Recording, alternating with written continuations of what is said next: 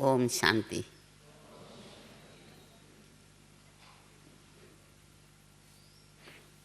मैं तो आप प्यारे बाप दादा के नूरे रतनों का दर्शन करने आए थे।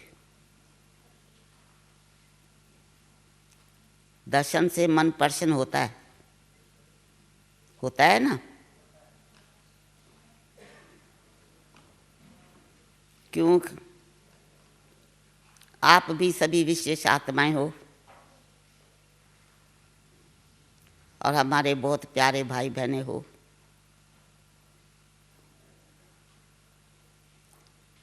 भारत देश वाले तो सदा मिलते रहते हैं,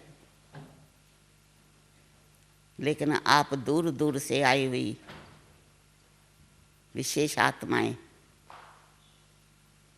जिनका मिलन भी जरूर विशेष ही होता है। तो ऐसे आप प्यारे बाप दादा के लाडले बच्चे कहूँ, नूरे रतन कहूँ, सिकी लदे बच्चे कहूँ, जिसको स्वयं भगवान भी आप सबके गुण गाते हैं और हम भी आप सबके गुण गाते हैं। क्योंकि एक समय था साकार रूप में बाप दादा आप सबको बहुत याद करते थे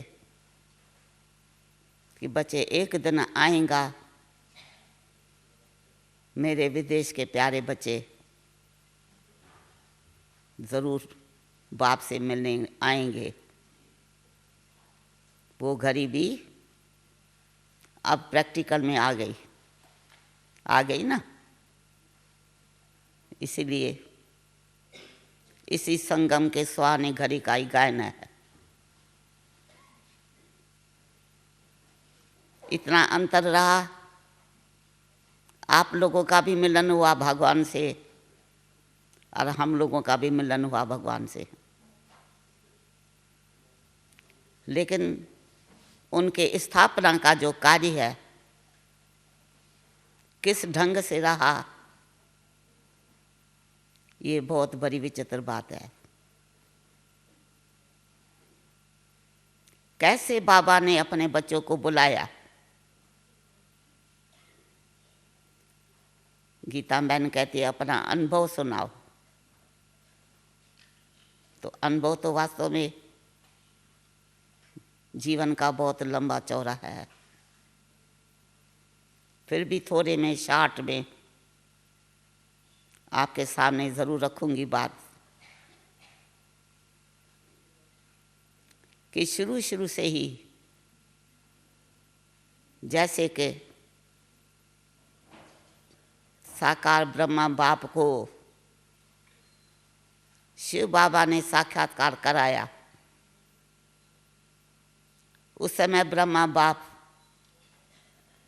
बनारस में थे, काशी धाम जिसको कहते हैं। बाबा का तो कलकत्ते में जवाहरत का बिजनेस था बड़ा भारी, लेकिन बनारस में उनके क्लाइंट्स थे जिसके पास बाबा आए हुए थे। तो वहाँ उनके चबूतरे पर बाबा सुबह को जाके बैठ जाते थे, अपना योग अभ्यास करते थे। वहाँ से बाबा को साक्षात्कार हुआ। बड़ा भारी विनाश होने वाला है। किस किस प्रकार से होना है वो तो आप सभी ने सुन भी लिया है हिस्ट्री बाबा की। जब इतना बड़ा साक्षात्कार बाबा ने देखा तो फिर बाबा ने पूछा शिव बाबा से कि अब मुझे बताओ मुझे क्या करना है। तो शिव बाबा ने उनको प्रेरणा दी कि कैसे तुमको नई दुनिया रचनी है, ऐसी दुनिया बनानी है तो राधे और कृष्ण का साक्षात्कार कराया। यही प्रेरणा पा करके बाबा जल्दी बनारस से कलकत्ते आए। उस कोठी को हमने भी देखा। और ये जो गायन है, काशी धाम का इतना बड़ा गायन है शिव का, वो प्रैक्टिकल जैसे सिद्ध हो गया स्थान। शिव के ऊपर लोग बलि चढ़ते हैं, और आज भी लौकिक रीति में बलि चढ़ने का वह स्थान था और है, अभी भी है। कैसे लोग बलि चढ़ते थे, सब कुछ दे करके पंडितों को। एक कुआं था, बीच में तलवार थी, और उसी तलवार के बीच में कूद पड़ते थे।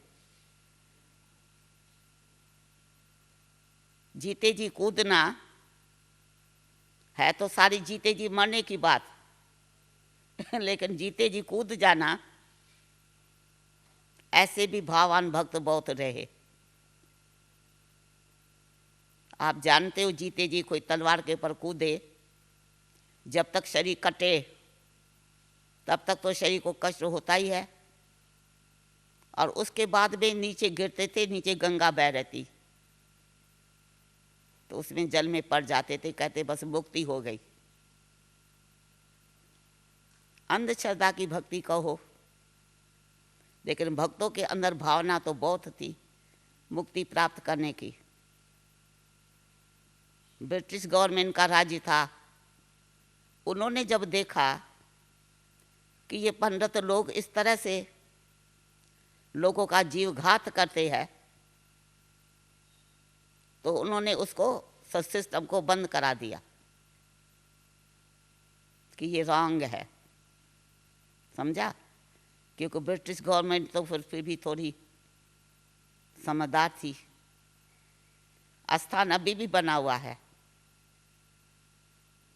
यादगार का, लोग अभी भी जाते हैं, पर दान पुण्य करके लौट आते हैं। ये जो सिस्टम थी वो खत्म कर दी। तो सबसे पहले तो ब्रह्मा बाबा शिव बाबा के ऊपर बल चला। भक्ति मार्ग में हम लोगों ने भी बहुत चक्कर लगाया होगा, हम और आपने नहीं लगाया होगा, चारों धामों में चक्कर लगाया होगा, और आज भी भक्त लोग चक्कर तो लगा ही रहे हैं। परंतु अपन को अब इस राज का ज्ञान आ गया। तो जैसे ब्रह्मा बाबा अपने भागीदार से जल्दी जल्दी हिसाब किताब चुकतू करके सिंध हैदराबाद आ गए। ड्रामा इतना अच्छा बना हुआ है, हम सब जितनी भी पुरानी बहनें हैं, जो पहली भट्टी बनी थी लगभग 400 की, करीब करीब सभी एक ही शहर के थे।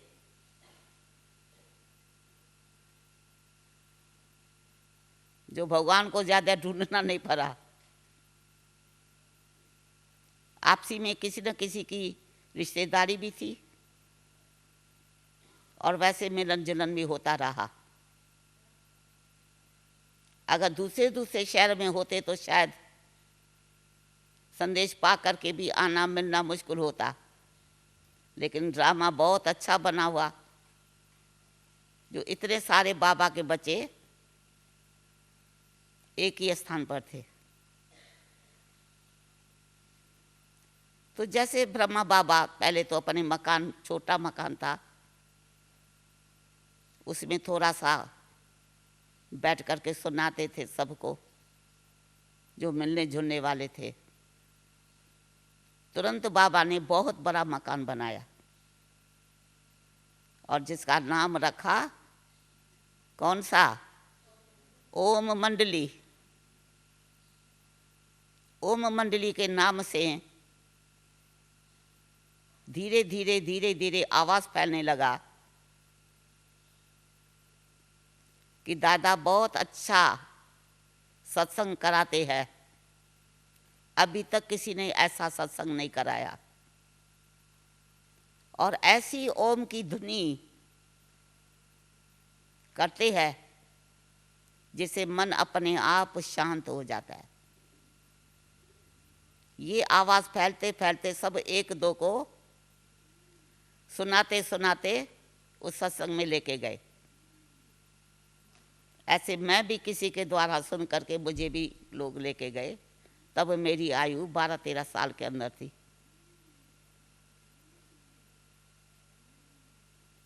हफ्ते में 3 दिन सत्संग होता था।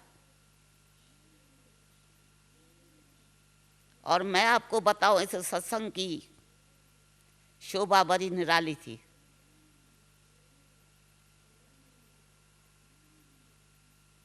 ऐसा कोई सत्संग नहीं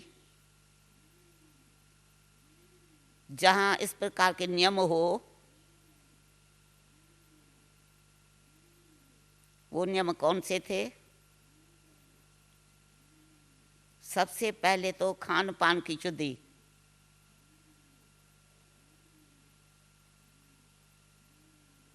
दूसरी बात, कभी रोना नहीं। रोती है विधवा, ये बाबा के शब्द थे। दुख के आंसू कभी नहीं बहाने हैं, प्रेम के आंसू भली बहाओ, दुख के आंसू नहीं बहाने हैं। और तीसरी बात ये थी, अगर कोई किसी भी कारण से कड़वा शब्द बोलता है या किसको दुख देता है, तो ये भी वास्तव में होना नहीं चाहिए। ये 3 बातों की शर्त थी। और हर एक को कापी मिलती थी घर ले जाने के लिए। और इन 3 बातों का रिस्पांस जब आते थे तो 2 बहनें पैरे पर रहती थी कुर्सी बिछा के। उसमें एक तो हमारी बड़ी दीदी थी, वो कापी लेती थी। और दूसरी एक बहन थी, शांतामणि दादी की भाभी,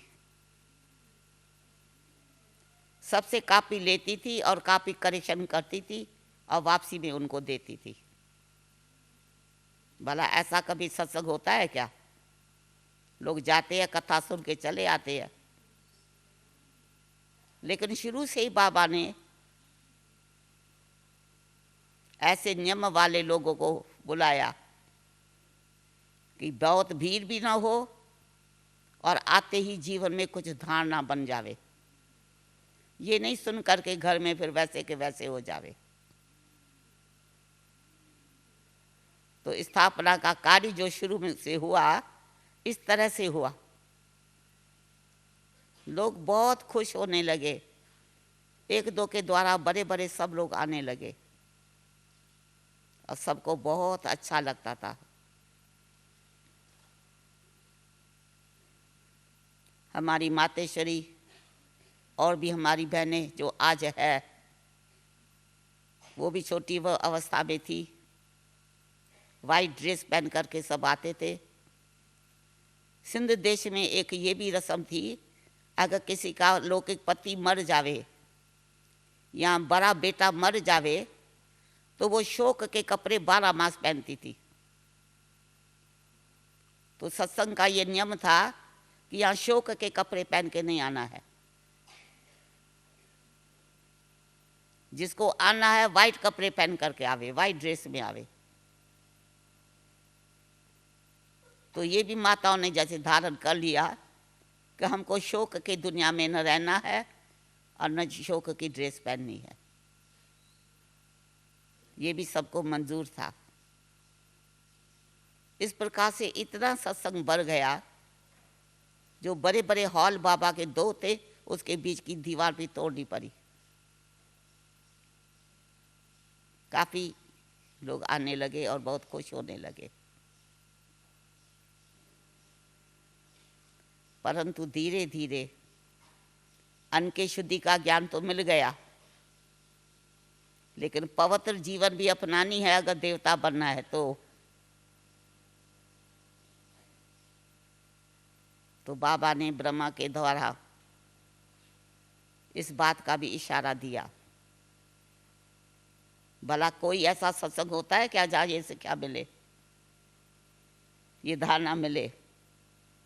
लेकिन ये तो बिल्कुल निराली बात है ना, क्योंकि बाबा आया ही है पावन दुनिया की स्थापना करने। भगवान का तो यही काम है ना, इसके लिए तो आया है ना। हम जब तक पावन नहीं बनेंगे तो पावन दुनिया की स्थापना कैसे होंगी? मंदिर में देवी देवताएं पावन है, पवित्र है ना। अपवित्र आत्माएं उनके आगे सिर झुकाती है। अब जब ऐसी बातें धारणा में आने लगी तो थोड़ा लोगों के मन में हलचल आने लगी कि भाई ऐसा भी क्या, गृहस्थ जीवन में अभी भी ब्रह्मचर्य व्रत की धारणा, चलो हम लोग तो कर लेंगे, लेकिन ये जो आज की लड़कियां हैं हम लोगों के लिए कहते थे, कल ये भी कहेंगी शादी हमको नहीं करनी है, फिर क्या होगा? और उनके मन में ये भय था क्या कि ये दादा बाबा को कहते थे, ये तो दादा वृद्धावस्था वाला है ना। क्योंकि आप सबको तो मालूम है 60 वर्ष में तो लोग वानप्रस्थ अवस्था को धारण करते हैं, और यहाँ 60 वर्ष के अंदर ही शिव बाबा ने ब्रह्मा तन में प्रवेश करके इतने बड़े बच्चों की जिम्मेदारी ब्रह्मा बाबा को दे दी। कितना बड़ा काम दे दिया। तो लोगों के मन में ये आया गया संशय कि ये दादा वृद्धावस्था वाला है, कब तक तुम लोगों को खिलाएगा? कल ये न रहे तो आप लोगों के जीवन का क्या होगा? ऐसी ख्यालात उनके मन में आना एक संभव बात थी। अज्ञानी लोगों की बुद्धि में तो यही रहता है ना, भाई इन्हों को कौन खिलाएगा, कौन संभालेगा, ये न रहे तो। ये तो ज्ञान उन्हों के बुद्धि में नहीं था नहीं। तो इस रीति से उन्होंने अब सब लोगों के ऊपर धीरे धीरे रोक ठोक लगाना शुरू कर दी, समझा? लेकिन एक बड़ी निराली बात थी, बाबा ने एक सबको कह रखा था कि आप अपने लौकिक परिवारों से एक पत्र लिखा के ले आओ कि मैं अपने बेटी को, अपनी पत्नी को, अपनी बहू को या अपने माँ को, जो भी जिसका रिश्ता है, इस सत्संग में आने की खुशी से छुट्टी देते हैं। भगवान को तो पहले से पता ही था, इन बातों का ब्रह्मा बाबा को भी ज्ञान नहीं था। शिव बाबा ने प्रवेश किया तो वो जो कार्य ब्रह्मा बाबा से कराता रहा। अब पत्र लिखने में भी लोग आनाकानी करने लगे। का सत्संग है, भली आओ और जाओ ना। किसी सत्संग में ये थोड़ी लिखाया जाता है कि भाई हम खुशी से छुट्टी देते हैं। लेकिन भगवान को तो पता था ना आगे क्या होने वाला है। तो जब भी वो रोकते थे हम लोगों को तो हम कहते थे हम अपने आप थोड़ी गए हैं, आपने तो छुट्टी दी है ना। तो वो हैरान होते थे, हमने तो खुद ही अपने हाथों को काट लिया, अब क्या करेंगे। तो ये सबके पत्र रखे हुए थे ऑफिस में, संभाल करके रखे हुए थे। लोगों ने सोचा कि सबसे पहले हम इन पत्रों को खत्म करें, कैसे करें। तो जहाँ ये पत्र की वो बेटी रखी हुई थी उसको आग लगाने की इन्होंने कोशिश की। रुई में तेल डाल करके खिड़की से उन्होंने रुई को फेंका तो आग लगेगी। लेकिन ड्रामा का अद्भुत राज है, अचानक ही किसकी नज़र पड़ गई बाहर गैलरी से कि किसी ने आग लगाई है। जल्दी दरवाज़ा खोला और आग को बुझाया। उसका गायन है शास्त्रों में कि लाखा भवन को आग लगाई, ये गायन है। लाखा भवन माना बाबा का नाम दादा लेखराज था शुरू में, तो लखीराज लेखराज उसके नाम से गायन है कि लाखा भवन को आग लगाई। सुना? लेकिन आग तो लगनी थी नहीं। उन्होंने सोचा हम लोगों ने जो प्रयत्न किया वो भी हमारा सफल नहीं हुआ, अब क्या करें। अब धीरे धीरे ड्रामा शुरू होता है। बड़े बड़े लोग जो आने लगे वो भी थोड़ा हट गए, खिसक गए, और उसमें अपने अपने परिवारों को छुट्टी जो दे रखी थी उनके ऊपर रोक ठोक कर दी। कितने को तो 7 तालों के अंदर बंद किया, माना घर बड़ा है, एक कमरे से दूसरे तीसरे में आना जाना, नीचे उतरना, तो 7 ताले लगा रखे थे ताकि ये लोग कभी जा न सके। और जैसे हम जैसी कन्याएं हैं उनको रोकने लगे।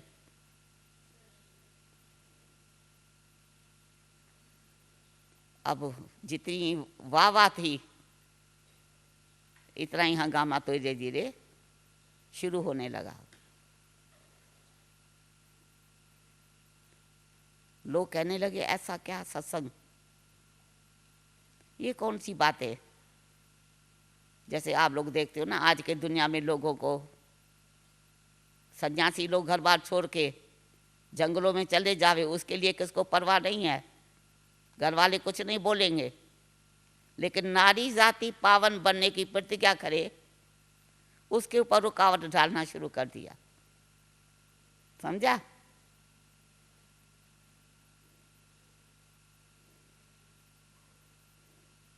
एक दिन बाबा ने डायरेक्शन दिया। हम हैदराबाद सिंध में थे और हैदराबाद सिंध से 4 घंटा आगे हैदराबाद कराची थी, समुद्र का किनारा। वो भी शहर था बहुत बड़ा।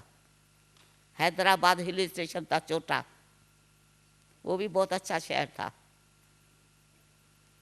तो बाबा ने कहा कि ये जैसे स्कूल में नहीं एक्सकर्शन होती है तो घूमने जाती है 1 मास के लिए, ऐसे ही समझो 1 मास के लिए जिनको छुट्टी मिले तो 1 मास के लिए कराची शहर में चले। अब यहाँ से स्थापना होती है पक्की। तो कई तो परिवारों के परिवार तैयार हो गए जाने के लिए। मकानों का, बंगलों का बाबा ने प्रबंध करा दिया, सब प्रकार का खान पान का सब प्रबंध हो गया। लेकिन हुआ क्या, हम जैसी 8-9 बहनें थी जो सख्त बांधेली बन गई थी। माता पिता ने छुट्टी नहीं दी, हम छुट्टी नहीं देंगे। सोचा ये जाएंगे तो लौट के थोड़ी आएंगे। तो सब लोग चले गए और हम लोगों के आगे तो 2 दिन समझो सख्त पहरा था। कोई घर से बाहर निकल नहीं सकती।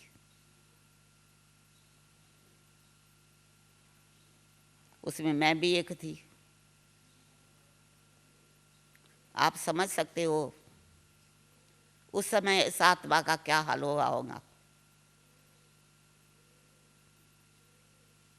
मन में तो बड़ी लगन थी कि इतनी बहनें बाबा के संग रहेंगी, ज्ञान अमृत पी करके वो कितनी ना आगे बढ़ जाएंगी और हम तो पीछे के पीछे रह जाएंगे। लेकिन ड्रामा की भावी ऐसी है, कुछ कर नहीं सकते। उसके पहले मैं आपको एक बात बताऊं, बचपन से हमारे संस्कार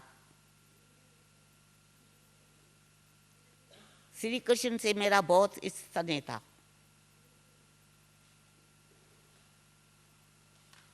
भागवत जब मैं पढ़ती थी तो मुझे बहुत अच्छा लगता था, जिसमें ये खास चैप्टर था कि कैसे गोपियों को रोकते हैं और गोपियां विलाप करती है, रोती है। मेरे मन में संकल्प आया कि भगवान अगर आप भी मुझे ऐसी गोपी बना देते ना अपनी, तो कितना ना अच्छा होता। लेकिन मैंने ये नहीं सोचा कि आखिर वो दिन आएगा जो मेरा ये भाग्य बन जाएगा और पाठ शुरू हो जाएगा। अब बोलो उस समय क्या हाल हुआ होगा जो बहनें नहीं गई होंगी। हम लोगों को तो न भूख लगे न प्यास लगे, माँ को कहने लगे तुमने क्या किया हमारे साथ में।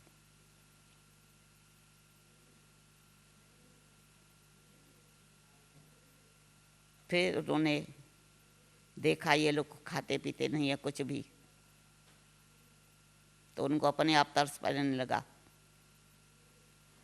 हमने कहा यहाँ जो मंदिर का हमारा स्थान है, जो कुछ बहनें रही हुई है वो आपस में आके मिलती है, सत्संग करती है, तो वो तो आप हमको करने दे सकती हो ना।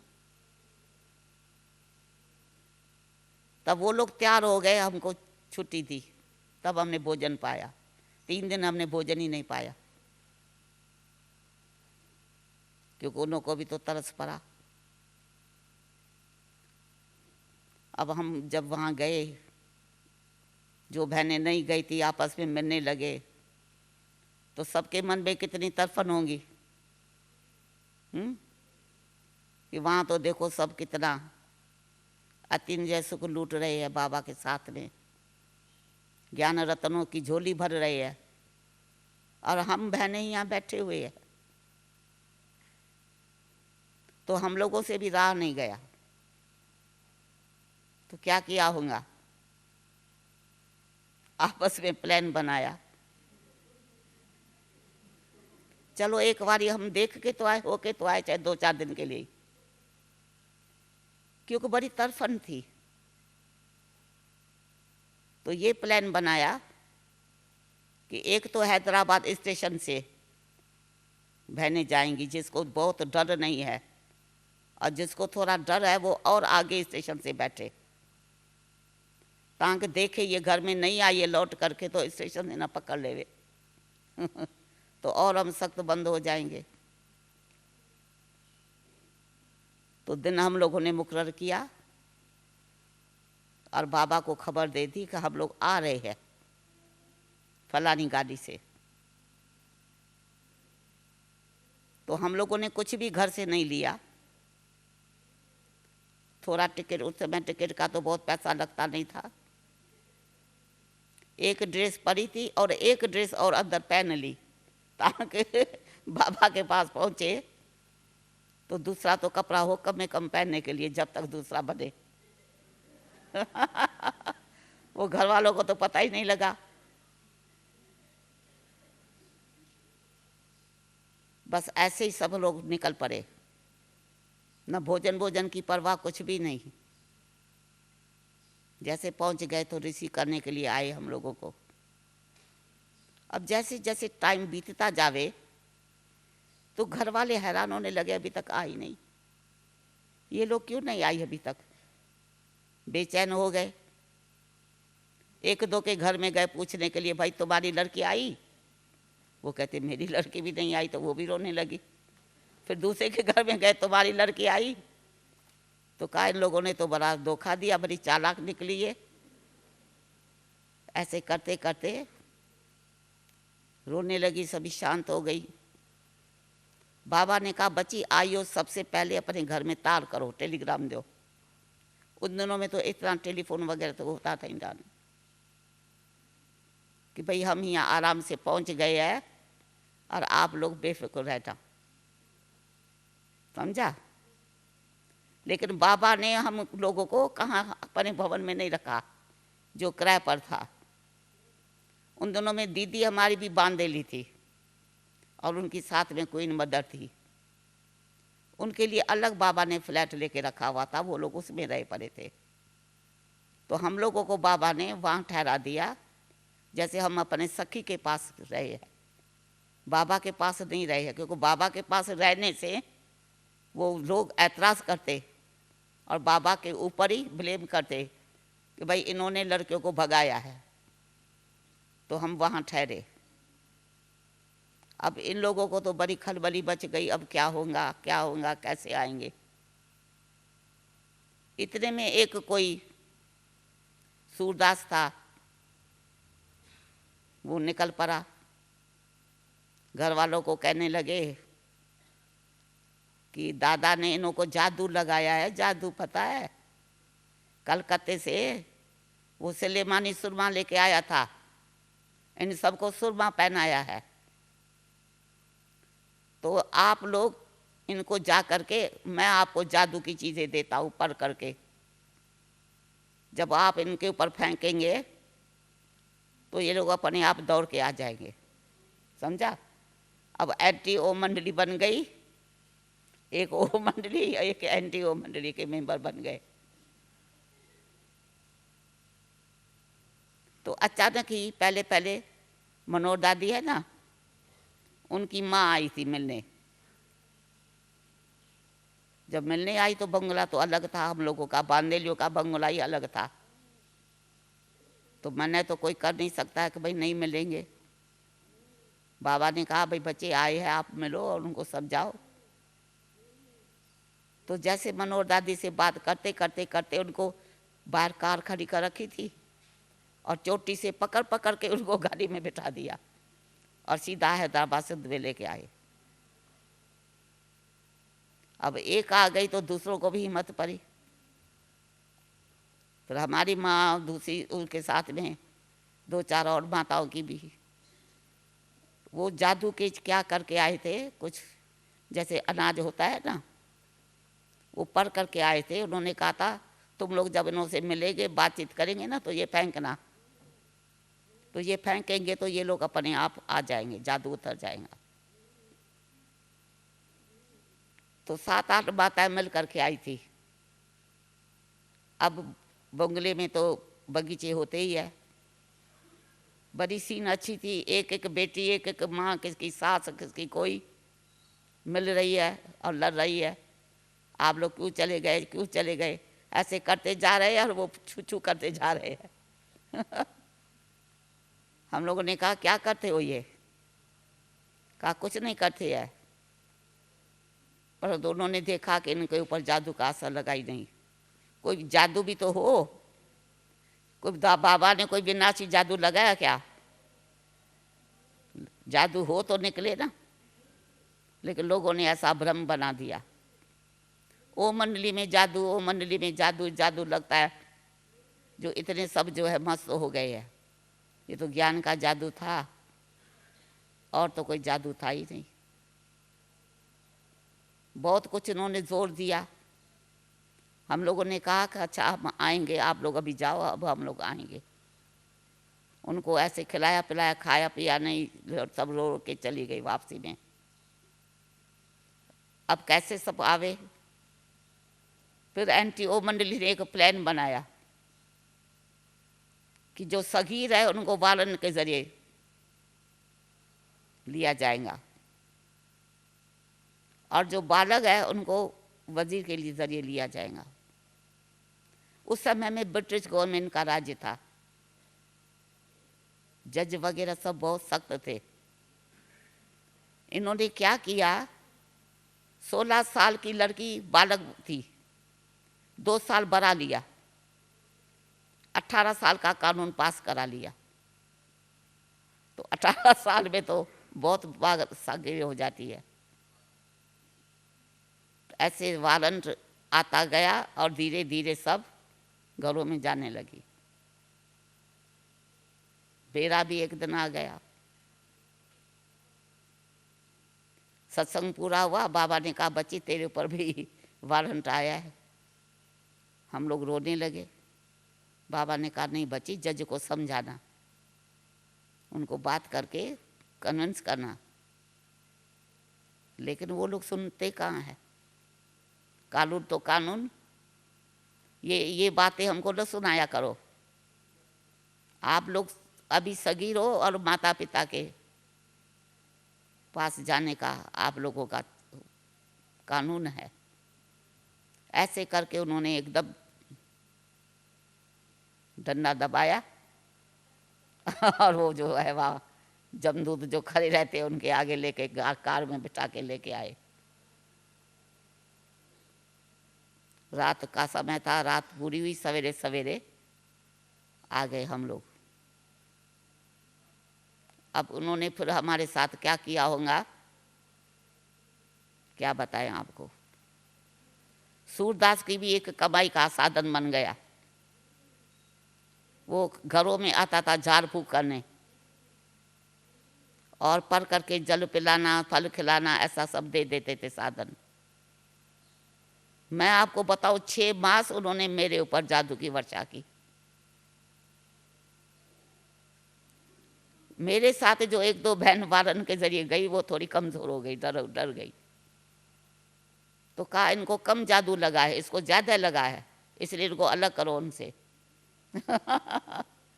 तो अलग कर दिया। अब ये समझो कि वो कोई जादू हो भी तो जादू निकले। वो अपना जादू लगाने के लिए बहुत कुछ प्रयत्न करने लगे, लेकिन उनका कुछ भी बस चला ही नहीं। हमको बहुत हंसी आती है जब कोई कहता है फलाने ने किसके ऊपर जादू टीना कर दिया। मन की कमजोरी है, आत्मा की कमजोरी है, तब वो किसके प्रभाव में आ जाती है। लेकिन जिसके पास ज्ञान का असली संग है, परमात्मा के साथ में है, उसके ऊपर कोई भी विनाशी ये जो भी है जादू वगैरह कुछ भी जो है शक्ति कुछ भी असर नहीं कर सकती। ये हमारे जीवन का अनुभव है। 6 मास वो हमारे ऊपर अपनी कोशिश करते रहे। किसी किसी दिन हम शांत होकर बैठ जाते थे तो मेरे माँ को कहता था कि अब इसका असर थोड़ा कम हुआ है। और किसी दिन थोड़ा हम बोलते थे उनके साथ में तो कहता था इनको फिर जादू का असर ज़्यादा हो गया है। तो हम तो कहते तुम बहुत झूठे हो, जब मैं शांत होकर बैठती हूँ तो कम हो गया, और जब बोलती हूँ तो आप कहते हैं इनके ऊपर असर ज़्यादा हो गया है। मतलब इस प्रकार से मैंने माँ को कहा कुछ भी नहीं होना है, आपको अपने पैसे बर्बाद जितने करने भली कर लो, मुझे तो प्रभु का संग लग गया, जादू लग गया, सच्चा प्रेम का जादू। ये जादू हमारे ऊपर कोई असर नहीं करेगा। इस रीति से बाबा को याद करते थे। बीच बीच में हमारी सखियां आ जाती थी रूप बदल के कि भाई हम स्कूल की सखियां हैं, इनसे मिलने आए हैं। और मेरे माँ को कहते थे इनको निकालो घर से, घूमने फिरने दो हमारे साथ में। तो मैं इनकी बुद्धि से ये सब बातें हटा दूँ। तो माँ तो कहती थी कैसे भी इनको किसी का भी ऐसा साथ मिल जावे जो इनको वहाँ जाना भूल जावे। लेकिन वो हमको कहाँ ले चलती थी, जो हमारा वो मंडली का स्थान था बना हुआ, वहीं ले चलती थी। सबसे मिलजुल के हम आ जाते थे। फिर उनको शक पड़ा कि नहीं नहीं, ये कोई ओ मंडली की लड़कियां हैं जो रूप बदल के आती है। उसमें एक मनोहर दादी भी थी जो मेरे से मिलने आती थी। तब उसका नाम बाबा ने रखा था बहुरूपी। रूप बदल के आती थी, रंगीन कपड़ा पहन के आ जाती थी और कहती थी मैं बहन हूँ और मेरी बहन बंद है मनोहर। ऐसे ही मतलब पाठ चलता रहा। फिर एक दिन ऐसा आया,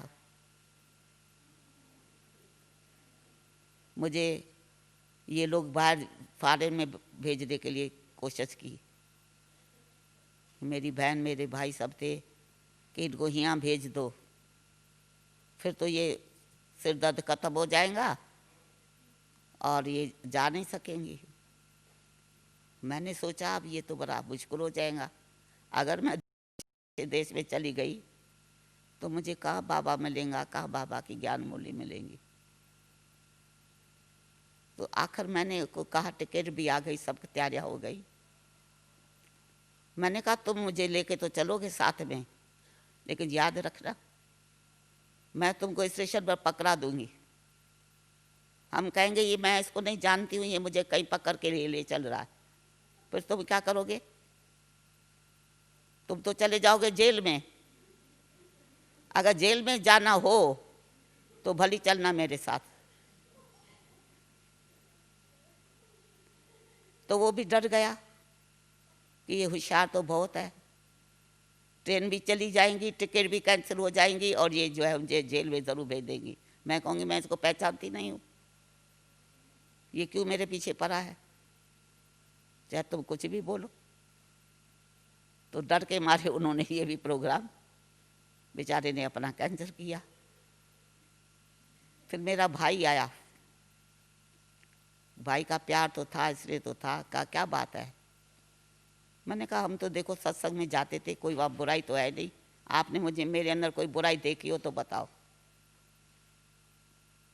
मेरा तो शुरू से धार्मिक विचार है, मैं तो मीरा सम बनना चाहती हूँ, और ये मुझे रोकती है कि दादा जादू लगाता है। कौन सा जादू मेरे ऊपर दादा ने लगाया?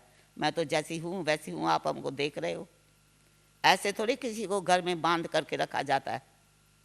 तो भाई को तो पर तरस पड़ा, प्यार आया, तो थोड़ा थोड़ा उन्होंने बाहर निकलने की हमको इजाज़त दी। बाहर भी कहा, मेरी छोटी बहन मेरे साथ कहीं में मैं जाती थी तो उनके साथ या भाभी के साथ निकलते थे कई लोग के बहन के पास में।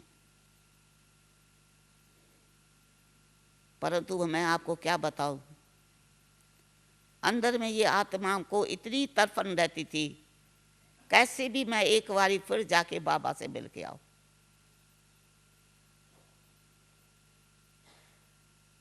तो एक दिन मैं मिलने के लिए बहन के पास गई, छोटी बहन साथ में थी। अब मैं कैसे जाऊं, संकल्प तो मेरा पूरा था, मुझे आज जाना जरूर है। तो मैंने रास्ते में ठेला खजूर का लगा हुआ था, उसको मैंने कहा कि तुम ये ले लो। मैंने सोचा ये लेने में बिजी हो जाऊंगी तो मैं दौरी पहन के भाग जाऊंगी। तो वो तो सोचे ये कभी कोई चीज़ मांगती नहीं है, ना कैसे करे। तो जैसे वो बेचारी लेने लगी और मैंने दौरी पहनी, ऐसी गलियों से दौड़ती दौड़ती दौड़ती दौड़ती मैं उस जगह पहुंची जहाँ ओम मंडली की कोई परिवार की बहन ठहरती थी। मुझे पता था कि वो अपने घर में है। मैं दौड़ती दौड़ती दौड़ती वहाँ पहुँच गई, और बहन हमको देख ढूंढती ढूंढती रोती रोती घर चली गई, और सबकी डांट खाने लगी कि आपने इनको छोड़ा क्यों। जैसे मैं उनके पास जाके पहुंची तो मुझको देख करके वो तो बहुत बेचारी खुश हो गई। मैंने कहा मुझे जल्दी आप छिपाओ, मुझको कोई ना कोई ढूंढने ज़रूर आएगा, क्योंकि सबको पता है कि आप ओ मंडली वाली हो और यहाँ रही परी हो, तो उनके घरों में ही ढूंढेंगी। कहे कहाँ तो आपको छिपाओ। तो मैंने कहा कि ये जो अलमारी है ना मैले कपड़ों की, उसमें छेद होते थे, ये कपड़े निकालो आप, मुझे बिठाओ इसमें, ऊपर से थोड़े सफ़ेद कपड़े डाल दो, तो किसको शक नहीं पड़ेगा। अंदर में डर था। जैसे मैं बैठ गई, सचमुच मेरी बड़ी बहन आई मुझे वहाँ ढूंढने, और उस बेचारी माता को बहुत धमकाया कि तुमने मेरी बहन को ज़रूर अपने पास छिपाया है, नहीं तो वो कहाँ जाएंगे इस समय। कोई गया स्टेशन पर मुझे देखने, ये आई हमको घर में देखने। स्टेशन पर देखा ये तो है ही नहीं, गाड़ी छूट गई। तो ये आई बेचारी घर में देखने। अब जब ये देखने आई, मैंने उन्होंने कहा भाई देख लो, सारा घर खुला पड़ा है। जब देख लिया कि ये है नहीं, मुझे अंदर में आए क्षण या ना आ जावे नज़दीक में, देख देख के वो उसको ही गाली देते चिल्लाते चिल्लाते, आप लोग ऐसे हो ऐसे हो, लौट गई। कुछ समय के बाद फिर मैं निकली अलमारी से। फिर मैंने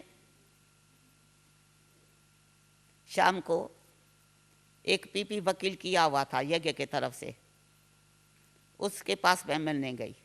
मैंने उनको बताया इन्होंने मेरे साथ 6 मास क्या क्या किया है, इस तरह से मुझे बहुत सताया है, तो मैं आज रात को ज़रूर बाबा से मिलने जाऊंगी, ये मैं आपको खबर दे देती हूँ।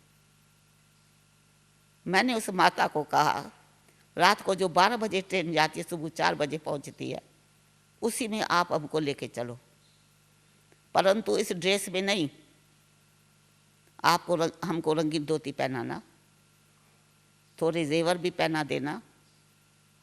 मैं ट्रेन में बैठूंगी तो घूंघट गाड़ के बैठूंगी, बहुरानी बन के बैठूंगी, ताकि ट्रेन में भी मुझे कोई पकड़े नहीं। ठीक मैं ऐसे ही 12 बजे वाली गाड़ी से ऐसे ही ड्रेस बदल के बैठ गई, 4 बजे पहुंच गई। जैसे 4 बजे पहुंची, पता किया कहाँ है बंगला, पहुंच गए। बाबा सत्संग करा रहा था, हम तो जा कर के तुरंत ही बाबा के गोदी में मिले, और बाबा को भी पता था कि बच्ची ये बहुत सख्त बांध है। उन दिनों में बाबा ने यज्ञ में गैया भी रखी थी, तो एक गैया का नाम मेरा रखा था। तो वो बहुत रोती थी, आंसू बहाती थी, तो बाबा कहता था कि बच्ची लगता है बहुत आंसू बहाती है, तड़पती है। मैंने आती जाती रहती थी तो समाचार देती रहती थी। फिर इसी तरह से जो है हम वहाँ पहुँच तो गए। उस समय सनिस्ता के ऊपर दफा 144 लगा हुआ था।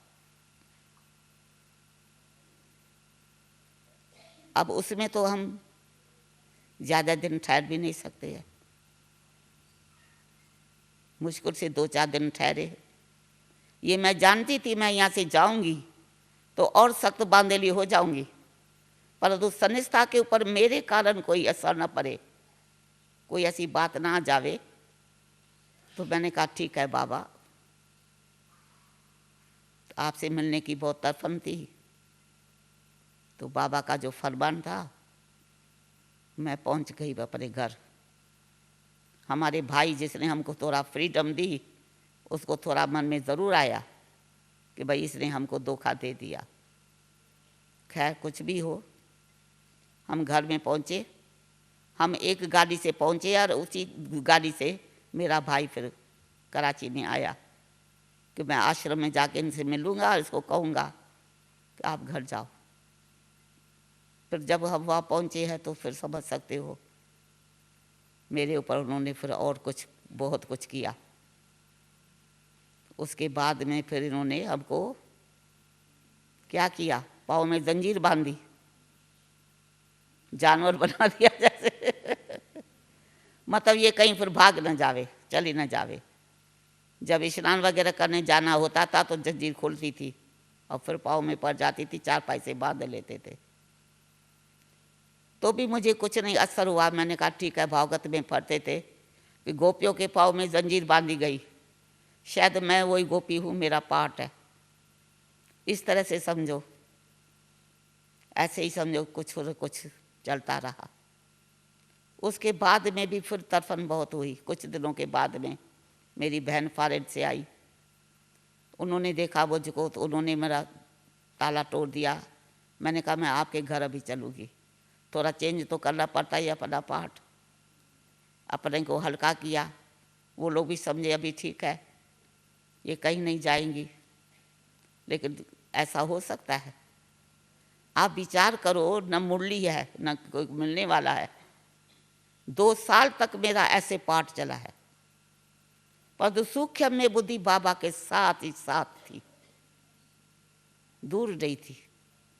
ड्रामा को देख करके, अपना पाठ को देख करके, कब न बाबा वो दिन आएगा जो ज़रूर मैं आपके गोद में आ जाऊंगी।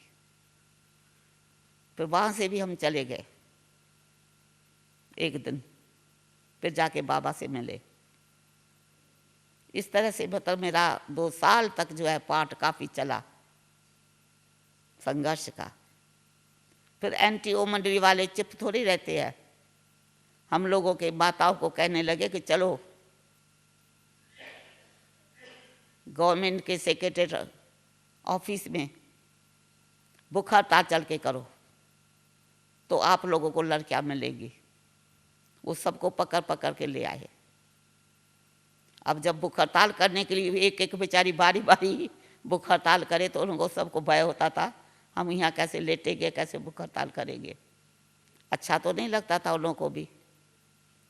फिर उन्होंने नियुक्त किया, एक कराची में बहुत बड़ा लोहे का व्यापारी था इंडिया में, उनका बंगला कराची में क्लिफ्टन में था, जहाँ हमारे ब्रह्मा बाबा का बंगला था वहीं उनका बंगला था, आमने सामने। उसको उन्होंने मुकर्रर किया कि आप इनके बीच में पढ़ करके समझो और फैसला करो। मना सरकार भी हार खा गई। भाई कोई वारंट के जरिए जा रही है रो रो के, कोई वजीर के मुआफिक जा रही है, वजीर को गाली दे रही है, कोई कुछ कर रही है। आखिर ये क्या सरिता है, वो भी समझ नहीं पाई। तो उन्होंने उनको कहा कि आप समझो, क्योंकि ब्रिटिश गवर्नमेंट थी तो इतना नहीं जान सकी। 3 दिन हम लोग उनके पास थे और 3 दिन हमारे घर वाले उनके पास थे।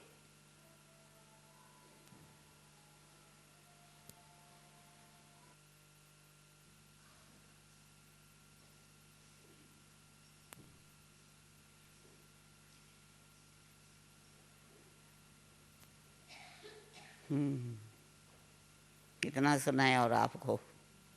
खैर वो घड़ी स्वामी आ गई। उन्होंने हम लोगों से पूछा आपको क्या यहाँ मिलता है। दादा ने आपको कौन सा ज्ञान सुनाया, क्या सिखाया, क्या क्या आप लोगों के जीवन में परिवर्तन आया। एक एक से वो पूछता गया, अनुभव पूछता गया। उसके ऊपर बहुत छाप पड़ती गई, क्योंकि जो रियल चीज़ है वो तो रियल रहेंगी ना। हम लोगों के घर वाले जो थे वो उनके पास खाते पीते थे, अलग उनका प्रबंध था। हमारा भोजन बाबा के घर से आ जाता था। अब तीसरे दिन जजमेंट होनी थी। बगीचे में बड़े बड़े जो है वो अखबार वाले चारों तरफ के पहुंच गए कि देखो आज क्या फैसला इनका होता है। तो फैसले में उन्होंने यही बताया, भारत की ये सच्ची देवियां हैं और आज ऐसी देवियों की भारत को आवश्यकता है। इनके माता पिता अज्ञानी है जो इनको रोकते हैं। ऐसी देवियों को रोकना नहीं चाहिए, ये है हमारी जजमेंट। तालियां बजने लगी, सब लोग हैरान होने लगे। अब हमारे घर वाले तो रोने लगे कि इन मुठियों ने इन्हों को भी जादू लगा दिया शायद, जो इनके फेवर में जजमेंट हो गई। जादू की तो कोई बात ही नहीं थी, जो रियल बात है वो तो रियल होगी। कहा मैं इन देवियों को 15 दिन के लिए छुट्टी देता हूँ, आप लोगों के साथ जाएंगी और 15 दिन के बाद में अगर आपने वापस नहीं भेजा है तो हम इनको बुला लेंगे। ये थी जजमेंट। अब यहाँ से हमारे बंधन थोड़े समझो 2 साल के बाद हल्के होते हैं, आकर तो होंगे ना। आप लोग तो भाग्यशाली हो, आप लोगों को कोई रोक टोक है क्या किसी की? नहीं ना। लेकिन उस समय में स्थापना का कार्य जो था बड़ी विचित्र सीन थी। जितनी सत्संग में आने लगी, किसका पति, किसका माँ बाप, किसका कोई, मतलब बहुत हलचल थी। और विदेश तक अखबार में ये निकल गया कि सिंध में एक बहुत बड़ा जादूगर पैदा हुआ है जिन्होंने इतनी कन्याओं को, माताओं को अपने पास रखा है। ये ऐसी ऐसी बातें पेपरों तक भी पहुंच गई। तो फॉरेन से भी हमारे रिश्तेदार चिट्ठियाँ लिखते थे कि इनको रोको रोको, ये क्यों ये जा रही है। चलो फिर हम लोग गए जब उनके साथ में, फिर उनको समझाया अगर आपका स्नेह है हम लोगों से, देखो हम बाबा को तो कभी नहीं छोड़ेंगे, न इस ज्ञान को छोड़ेंगे। हमको तो परमात्मा ने प्रेरणा दी है देश सेवा की, हम तो देश की सच्ची सेवा करेंगे, हम तो सच्ची मीरा बनेंगे। आपको मेरे से प्रेम है तो आप हमको आने जाने की छुट्टी दो तो हम आपके घर में आएंगे। हम आए और ऐसे आप रोकेंगे तो कभी नहीं आएंगे, ये समझ लो। तो समझाया, फिर दोबारा चिट्ठी ली और 15 दिन के बाद चिट्ठी लेके हम लोग बाबा के पास पहुंच गए। लेकिन मैं आपको बताऊं, शुरू से लेकर के बाबा की ये शिक्षा सदा रही है कि बच्चे, चैरिटी बिगिन्स एट होम। पहले पहले अपने घर वालों का कल्याण करो। कभी नहीं बाबा ने कहा कि घर वालों के साथ लड़ाई करो। लड़ाई तो उन्होंने की हम लोगों के साथ में, विरोधी तो वो बने हम लोगों को रोकने के लिए। लेकिन बाबा की कभी ऐसी शिक्षा नहीं थी कि तुम छोड़ करके आ जाओ या लड़ो, नहीं। फिर कैसे, ये भी लंबी कहानी है कि बाबा ने भेजा एक दिन जाके अपने माँ को, इनको सबको, घर वालों को लेके आओ। जब हम लोग गए होंगे लेने के लिए तो कितने हमारे सामने पेपर आए होंगे, उनको हम तैयार करें तो अगल बगल वाले सब कहे, अरे कभी नहीं जाना, ये जादू लगा देगी आप लोगों को, तो बेचारे बैठ जावे। बड़ी मेहनत करके, पुरुषार्थ करके बाबा के पास एक हफ्ते के लिए उन लोगों को लेके आए। जब उन्होंने साकार में बाबा को देखा, बाबा का ज्ञान सुना, हम सबकी दिनचर्या देखी, तो मेरी लोक की माता तो सभा में खड़ी होके बाबा से माफ़ी मांगने लगी कि मुझे माफ़ करो, मुझे माफ़ करो, मैंने इसको बहुत कष्ट दिए है, मुझे माफ़ करो। तो भगवान तो क्षमा का सागर है। बाबा ने कहा, बच्ची आपका दोष थोड़ी ही है, आपने अपना पाठ बजाया, इसने अपना पाठ बजाया, तो वो भी इसने माफ़ करा दिया अपना। समझो, ये हम लोगों ने सबसे पहले ये सेवा की है, मित्र संबंधियों की, सबका कल्याण करो, उनको इस ज्ञान में ले आओ, उनका भी कल्याण करना आपका काम है। उसके बाद फिर हम देश सेवा में निकले हैं। तो बहुत लंबी लंबी कहानियाँ हैं, कैसे सेवा में निकले, कैसे बाबा ने हम लोगों को 14 साल तैयार किया। फिर एक दिन कहा, बच्ची तुम लोगों को जाना है, मैं केवल तुम लोगों के लिए थोड़ी आया हूँ, आधा सिंध तो आधा बाहर, उनका भी तो तुमको कल्याण करना है कि नहीं करना है, तो तुम ही लोगों को जाना है पतितों को पावन बनाने। हम लोग कहते थे, बाबा ऐसे कैसे होगा, हम लोगों ने दुनिया ही नहीं देखी और हमको फिर आप उस दुनिया में भेजेंगे, कैसे भेजेंगे। कहा, बची नहीं, ज्ञान गंगाएं हो, बहुत शक्तियाँ भरी बाबा ने। कहा, नहीं, दिल्ली लाल किले पर जाके झंडा लहराना है। अब दिल्ली लाल किले, दिल्ली कभी गए नहीं, न कोई ठहरने का स्थान, न कुछ, वहाँ जाके कैसे झंडा लहराएंगे। प्लान बनाओ, प्लान लिख करके दो। प्लान बाबा ने पास किया, फिर कैसे हिम्मत भर के बाबा ने भेजा। अब ये तो बहुत लंबी कहानियाँ है, एक दिन की तो कहानी है नहीं, मतलब तो बहुत बहुत स्थापना में इस अलौकिक कार्य की जो रीत थी बहुत बहुत निराली थी, उसका थोड़ा बहुत आप लोगों को साक्षात्कार करा लिया। और आप लोग तो ऐसे समय में पहुँचे हो जब बाबा के लाखों बच्चे, और आप लोगों की जो वास्तव में जो प्रेरणा थी बाबा को कि मेरे विदेश के बच्चे भी आएंगे, ज़रूर आएंगे, वो भी आज प्रैक्टिकल में हम बच्चे देख देख के बहुत बहुत हर्षित होते हैं। अच्छा, ओम शांति। आप सबसे मिल कर के बहुत खुशी हुई।